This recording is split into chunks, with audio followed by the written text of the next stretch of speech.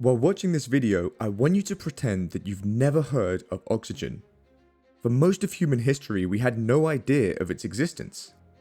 Let's put ourselves in the minds of those who tried to understand the oldest chemical reaction known to humankind: combustion. For millennia, people have been pondering the question, why does this happen?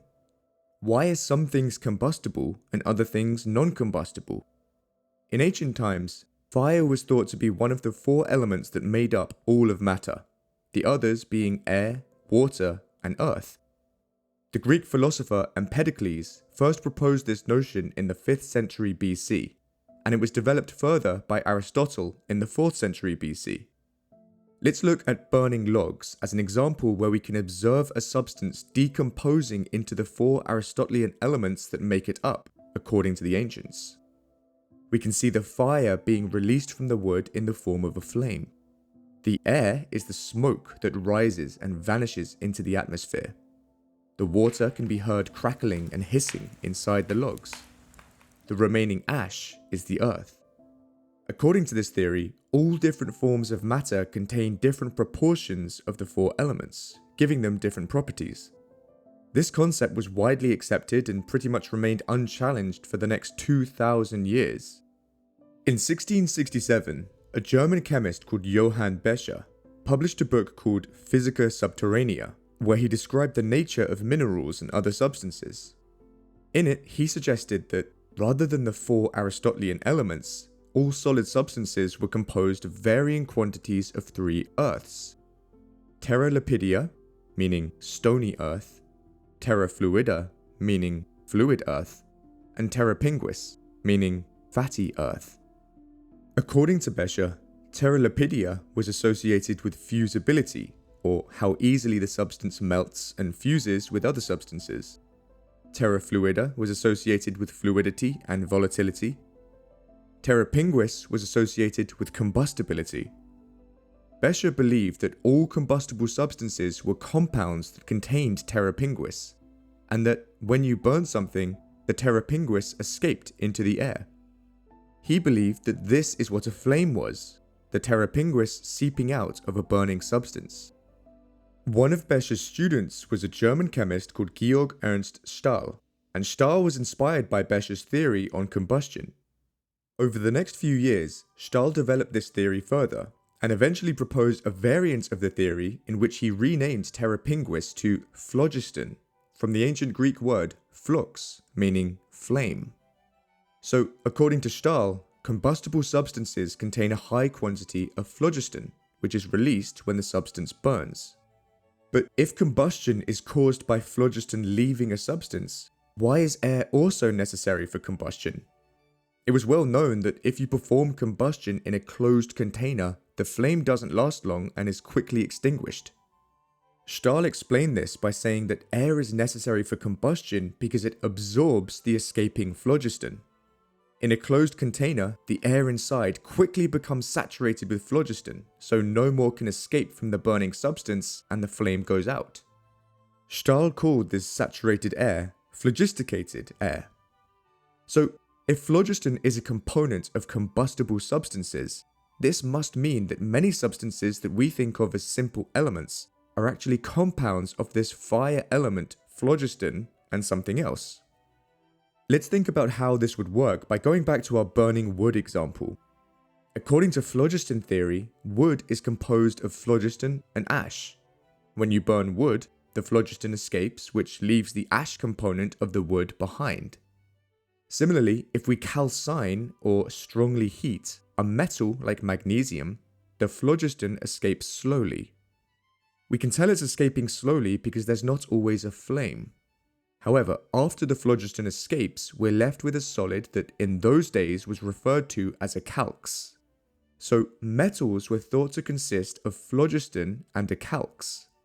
Remember, we haven't heard of oxygen, so this theory does fit with our observations. Okay, so what did chemists think pure phlogiston looks like?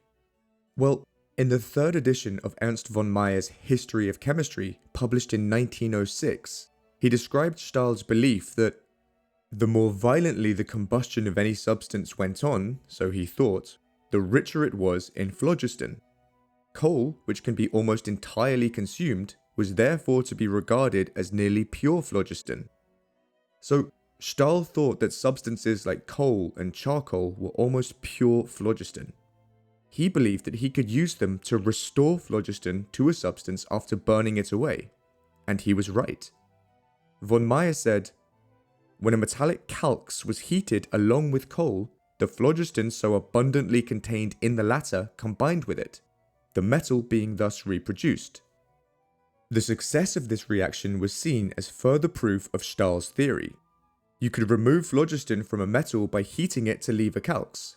Then, by heating the calx with something rich in phlogiston like coal or charcoal, the calx absorbs the phlogiston and you're left with the metal once again. The internal logic of this theory all holds together.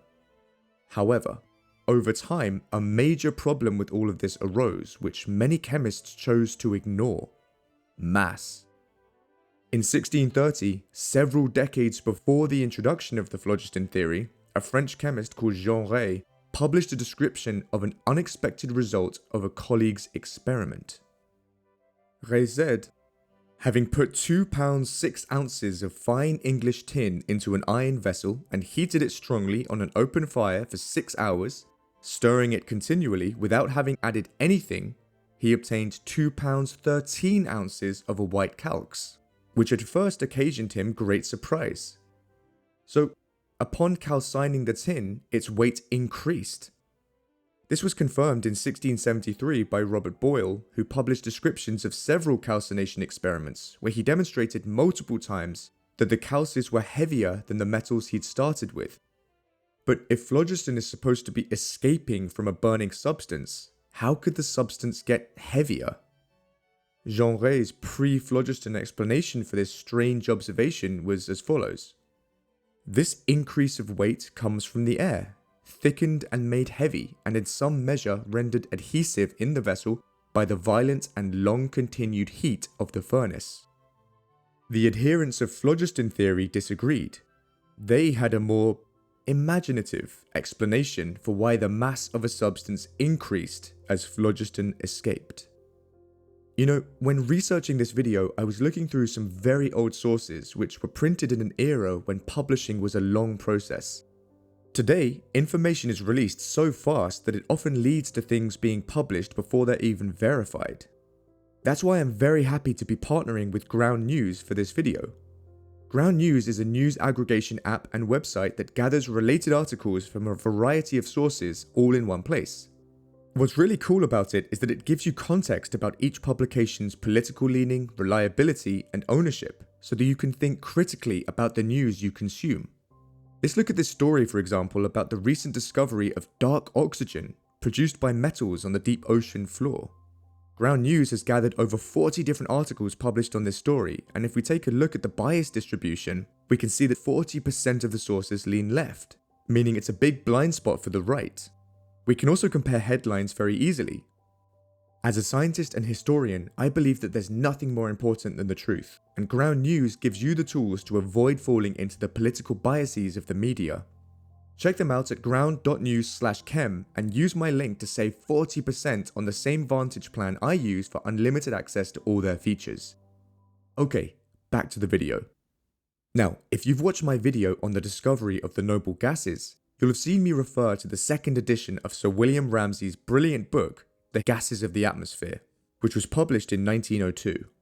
However, what I didn't talk about in that video was how, in this book, Ramsay discussed the history of phlogiston theory, and he gives a scathing summary of how the believers in phlogiston explained away this mass problem. When this difficulty was stated, which was not until a much later date, a lame explanation of a metaphysical nature, and in itself contradictory, was all that could be offered. It was that phlogiston is endowed with the contrary of gravity or weight, i.e. levity or absolute lightness. In other words, chemists tried to explain the fact that the loss of phlogiston resulted in an increase in mass by saying that phlogiston had anti-gravity properties. It had negative weight. So with phlogiston still inside a metal, the metal would be lighter. Upon calcining the metal to release the phlogiston, the calx would become heavier. Ramsay continued his disapproving description of this theory by saying, "This means, of course, that it is repelled by the Earth. But if repelled by matter, how comes it that it enters into combination with matter? For it could not remain united if its property were to repel and not to attract." He went on to say, "It is indeed astonishing that men of such great ability and acumen as Black and Cavendish should have so long lain under the yoke of this absurd theory." So yeah, it seems like the discoverer of the noble gases was not a fan of phlogiston theory. Similarly, von Meyer described how the chemists who believed in phlogiston theory never even felt the need to prove its existence. He said, "Since, as was then held, every phenomenon bearing upon this could be readily explained by the aid of such an assumption, it was considered unnecessary to prove the actual existence of phlogiston itself directly." It's easy to look back with the knowledge we have today, but the phlogiston theory of combustion held its ground for a long time, although there were always cracks in the theory which eventually led to its downfall. We've seen Ramsay's opinions on phlogiston, but since we're going so much further back in time with this story, I'm going to show you the oldest book in my collection, Elementary Lectures on Chemistry and Natural History, which was written by a French chemist called Antoine Fourcroy, who worked with the famous Antoine Lavoisier to standardize naming conventions in chemistry. Now, this English translation was published in 1785, with the original French book being published in 1782, which is a really cool period for this story, but it'll make sense as to why that's such a cool period later in the video. For now, let's take a look at Lecture 3 of the Principles of Chemists, specifically Section 5, which is called Of Phlogiston. Here, Fourcroy describes Stahl's theory of phlogiston, which only came about 80 years before this book was published. Fourcroy stated how the presence of phlogiston in a substance gives it smell, opacity or a deep color, volatility, fusibility, meaning meltability, and above all, combustibility. Thus, the inodorous, fixed, meaning non-volatile, refractory, meaning heat-resistant, and incombustible bodies all acquire smell, volatility, fusibility, and inflammability when they were combined with phlogiston. In other words, according to Stahl's theory, it's the phlogiston within these substances that gives them these properties. However, he also listed some inconsistencies in Stahl's theory. He stated that the properties attributed by Stahl to phlogiston do not appear in many bodies in which he admits this principle. Charcoal, and particularly that of the resins which he looks upon as phlogiston almost pure, possess neither smell, volatility, nor fusibility. It even possesses but a small degree of combustibility. The diamond, which is very infusible, very fixed, transparent, and free of odor, is perhaps the most combustible body known, since it consumes entirely and without residuum. He also said, "It often happens that bodies, in losing phlogiston, acquire the properties which we generally ascribe to its presence, and which were even scarce perceptible before it was dissipated." So, charcoal is not as phlogiston-like as it should be, and on top of that, some substances become more phlogiston-like when they supposedly lose phlogiston. Stahl's theory was full of contradictions. Here's where it gets really cool. Fourcroy goes on to describe a brand new theory of combustion, which, as he describes it, is absolutely the inverse of that of Stahl. He describes this pneumatic theory as follows. 1. According to this doctrine, the phlogisticated bodies of Stahl are substances which have a very great tendency to unite with the air, a tendency which in general constitutes combustibility. 2. All the instances in which Stahl thought the phlogiston disengaged display only combinations with pure air. Such are combustion and calcination. 3. All those instances, on the contrary, in which the doctrine of Stahl supposes the phlogiston to form a combination, show the disengagement of the air according to the pneumatic theory. Such are the reduction of metals, the decomposition of the acids by combustible bodies. 4. All the bodies which Stahl supposes to be compounds containing phlogiston are looked upon according to this doctrine as simple substances which have a great affinity with pure air. So, from the sounds of it, This brand new pneumatic theory of combustion really was the complete opposite of phlogiston theory. Instead of phlogiston leaving a burning substance, the substance was actually gaining something from the air. But where did this new theory come from? To answer that, we only need to go back a single decade before this book was published. In the mid-1770s, two chemists were independently doing very similar experiments on air, and they both discovered the exact same thing. They were the Swedish-German chemist Carl Wilhelm Scheele and the English chemist Joseph Priestley. Now, even though Scheele technically made the discovery first, he didn't publish his work for a couple of years, so Priestley was originally credited with this discovery. Let's start with Scheele. He heated a sample of mercury in air until it formed a calx. The calx of mercury has the appearance of red crystals and was in those days commonly referred to as red precipitate. Scheele then placed it inside a glass retort and attached an empty bladder to the end. He heated the retort and, according to Scheele himself, as soon as the retort became red hot, the bladder became expanded, and at the same time, the reduced mercury rose into the neck. So regular mercury formed in the neck of the retort and a gas was released. Scheele investigated this gas and found that it allowed things to burn much better than atmospheric air did. He said, "Since this air is necessarily required for the origination of fire and makes up about the third part of our common air, I shall call it after this, for the sake of shortness, fire air." Scheele described this discovery as a remarkable circumstance. Let's think about it from a phlogiston point of view. He calcined mercury to remove its phlogiston and leave a calx.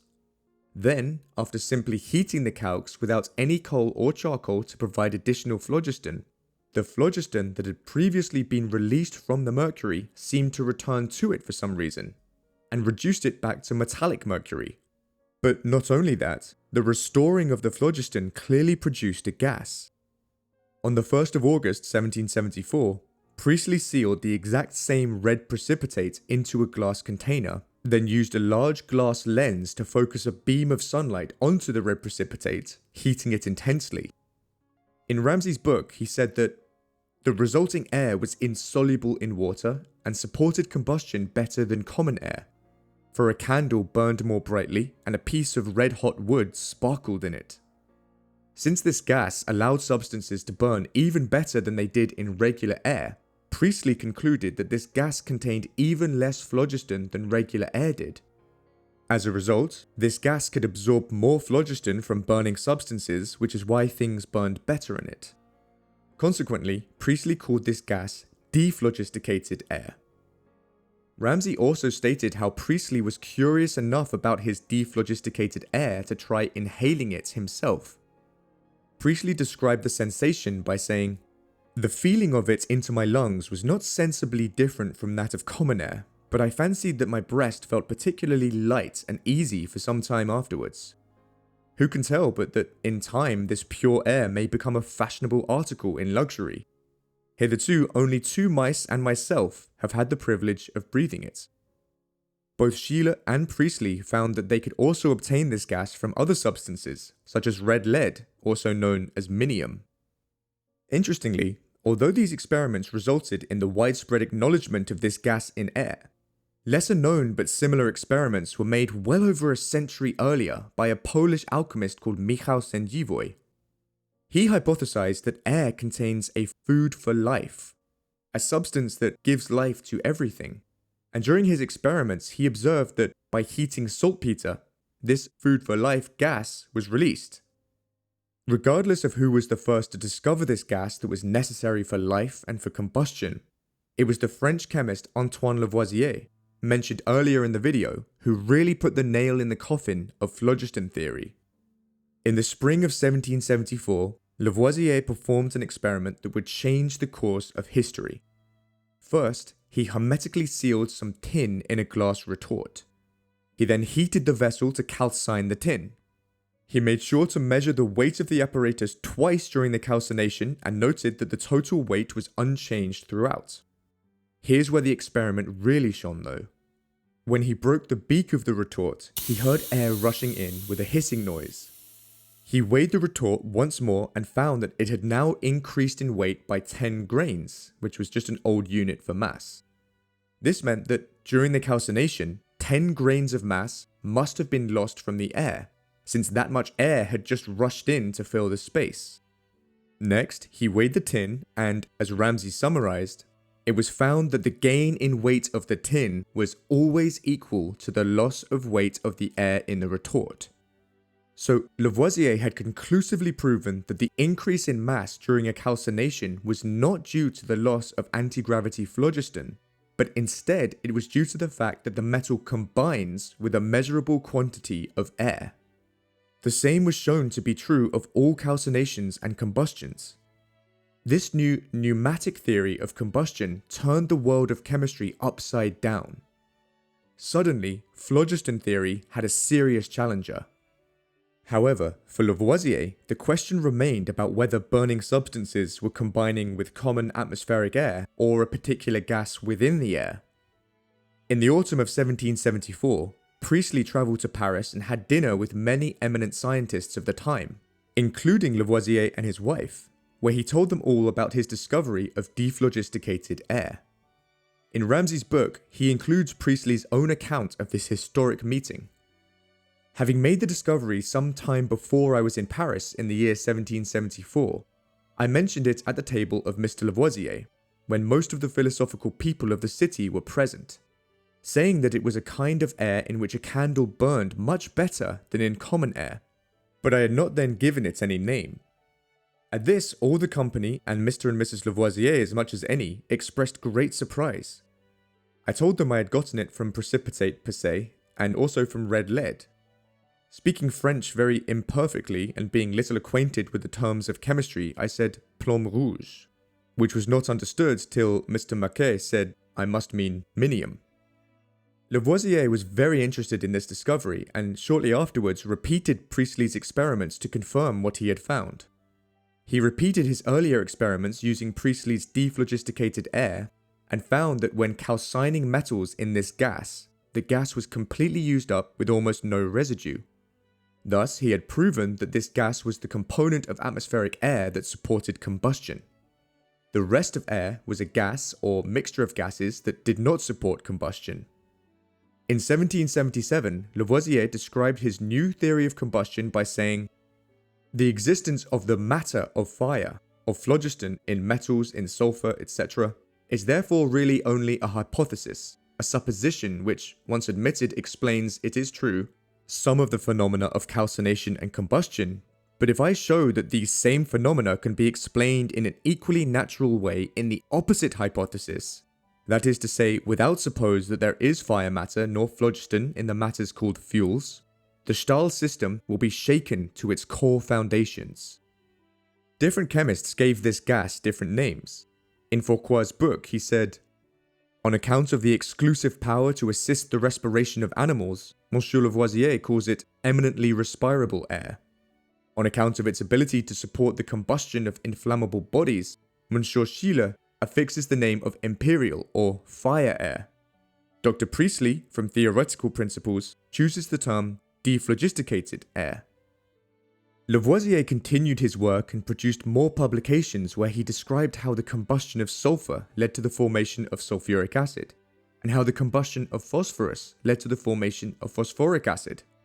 He determined from this that Priestley's dephlogisticated air was a component in all acids, and in 1778 he published a paper called On the Nature of Acids and the Principles of which they are composed, where he renamed dephlogisticated air to principe acidifiant, meaning acidifying principle, which he also gave the Greek name principe oxygène, from the Greek word oxys, meaning sharp or acid, and genis, meaning born or produced, which is the same root as the words gene and genetic. And so the name oxygen soon became the common name for this gas. It was later found that oxygen was not present in all acids, but by then the name had stuck. The age of phlogiston was gone, and the age of oxygen had arisen. At this point I can explain why the original publication year of this book, 1782, is so interesting. This book that I'm holding in my hands was published in a time when the oxygen theory of combustion was still so new that although the phlogiston theory was being challenged, it hadn't been fully discarded yet.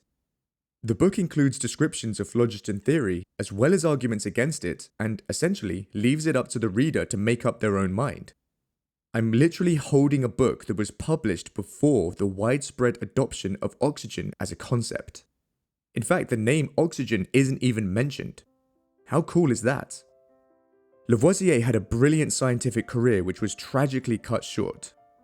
In late 1793, during the French Revolution, Lavoisier was arrested due to his work with the Ferme Générale, a company that collected tax on behalf of the government.